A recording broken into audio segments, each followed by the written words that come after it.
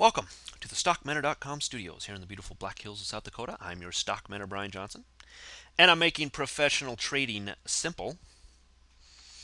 And, apparently the markets didn't watch my video this last weekend. I had laid out the perfect scenario, and I didn't really expect them to get there this fast. I did expect to reach these resistance levels, just not in this time frame. I expected it to maybe move slowly to the upside. However, slowly was not in the vocabulary for the markets today. It quickly moved back into these resistance zones that I had spoke about this weekend, which of course now makes me curious as to whether or not the perfect scenario will actually play out in a perfect way. Of course, I didn't ever expect it to, but sure would have been nice, wouldn't it? Uh, anyway, still, it was a good call from the standpoint of I expected it to get back to 1060. I just didn't expect it to do it all in one day. So here we are, back to 1060. We're going to watch the market action over the next couple days. I think we had really light volume today. I'm just going to look up the SPY because I really think the volume was super light today. And let's go to a daily and take a look at what we had on the daily. Oh, yeah. Yeah, so not much volume at all today. It doesn't matter. I mean, the markets went up, so yay. Good for the bulls. There wasn't a whole lot of participation here. Maybe we'll see that tomorrow as well. Things might start to pick up towards the end of the week. Actually, things volume-wise should pick up towards the end of the week. We're going to start to get some more economic data late this week on jobs and all this other fun stuff. But right now, as it is, so what for the low volume? The market's going to do what it's going to do, and today it decided I'm going to push it. I'm going to push myself up. So a great run right back up into this 1060 area. Let's just skip ahead right here to the 60-minute SPX, right up here into the 1060 area. And to be honest with you, this just kind of looks like a high base at this moment. A break of 1065, I think we're going to end up going higher. We're going to retest maybe this 1075 area. Next step past that is obviously to try this 1080 if the bulls can get it there. If it tests the 1075 area and starts to pull back, guess what we have? A potential inverse head and shoulders starting to form. So there's a new scenario for you. Up and over 1065 probably retraces to the 1075 level. That then I would expect should act as resistance, or at least short-term resistance, maybe day trade resistance, before potentially another try at this 1080 area. We break the 1080 area, and then I think it's 1085 and then 1100 after that. But for right now, let's focus on what we're seeing, and that's a nice high basing action here.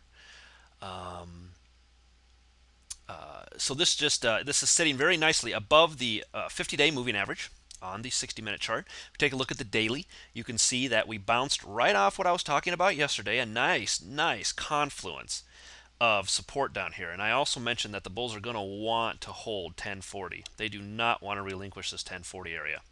And they came back with a vengeance today and quickly got over the 1050 area, and more bears covered and ran back up. Now we're coming right back up into this upper channel resistance here.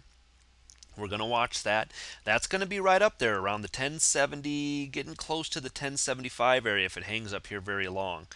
So by tomorrow, this upper resistance should be at the 1070 to 1075 area. You'll want to be watching that very closely. Let's go back to the NASDAQ, take a look at just the daily, and you can see another move up in the NASDAQ as well today.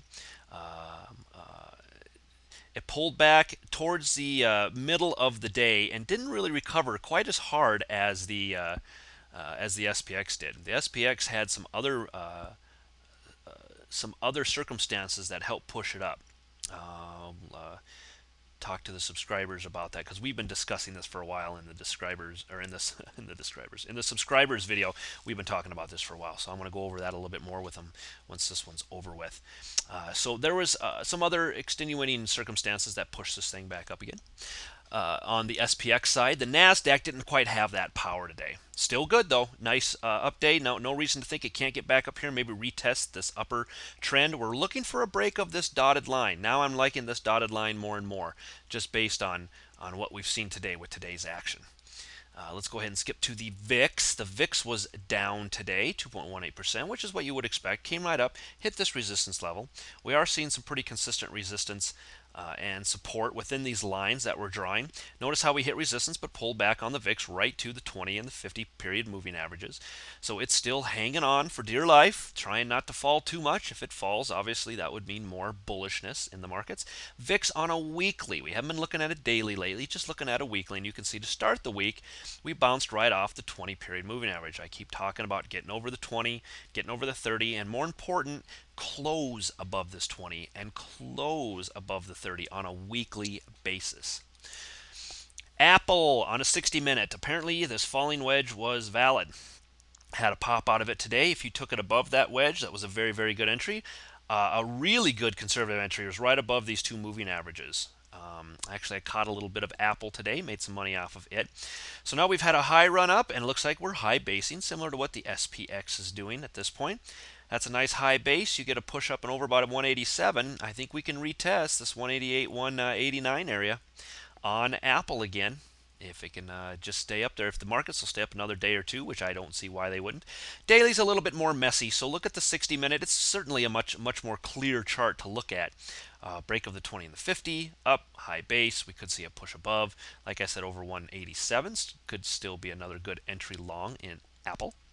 ARO still weak. I mean, okay, it was up today 24 cents. So were the markets, but man, just showing weakness. Not really moving much in here, especially on the 60-minute. It is sitting on support at the 20 period moving average on the 60-minute chart. On a daily, you can see that we have broken out of this rising wedge, and now it's kind of retesting the underside of this thing. I actually have just a small entry on ARO short right now. And it's actually in the form of puts. I bought some November puts on ARO. See what happens with those over the next few days. CMI, not much to look at here. You can see where we're looking for a break of this trend line. We did not get the break below here as I would have liked to seen for a short. Now it just looks like maybe a potential bear pullback at this point on the daily, but we did pull back right into this 50 period moving average. So if the markets move down, this is still one to be watching to the short side. It was up today almost 1%, but just there's just not a lot of volume in the market right now. So it's hard to tell if these moves are for real, one direction or another. DV, no break of this channel that we're watching. We said it might take a few days to unfold, and you can see today it's right back to this upper trend line. Kind of needs to hold this for me to keep my interest in it to the long side. That'll be something that we'll have to wait and see if this unfolds. But man, I'd really like to see this trend line hold now, right now. Would be a good time for DV to turn around. So still, I like it above 55 if it gets back up and over 55. I don't like to see the markets move up and this move down, though. That doesn't appeal to me right now. FAS,